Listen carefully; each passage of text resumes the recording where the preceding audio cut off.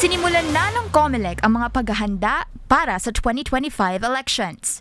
Sa October 1 hanggang 8, itinakda ang paghahain ng kandidatura ng mga nagbabalak tumakbo sa halalan. Ang COC filing para sa national positions, gaya ng sa senador at party lists, gagawin sa Manila Hotel. Sa provincial, municipal at district offices naman ang para sa mga local positions. Magsisimula ito ng alas 8 ng umaga at magtatapos ng alas 5 ng hapon. Kahit weekend, tatanggap ng COC ang COMELEC. Bawat kandidato papayagan na magsama ng hanggang 4 na kaanak o kaibigan sa paghahain nila ng COC. Samantala, kanina rin ang bidding para sa distribution at deployment ng mga election-related materials. 4 ang sumali sa bidding, kabilang ang F2 Logistics na nakakuha ng kaparehong kontrata para noong 2022 elections.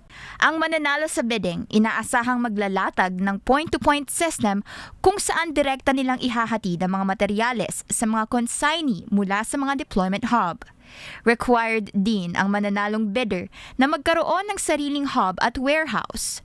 March 2025 ang target ng COMELEC na deployment ng mga election-related materials para matiyak na may sapat na oras na paghahanda ang lahat. Ang kagandahan po ng ating deployment ngayon, una na himay-himay po natin yung iba-ibang lot. So practically, meron tayong Northern Luzon, meron tayong Southern Luzon, meron tayong Visayas area na nakasama na po yung bago, yung Negros Island region at yung Mindanao area. Umaasa si Laudianco na magiging mas magaan at mas organisado ang proseso ng halalan sa 2025.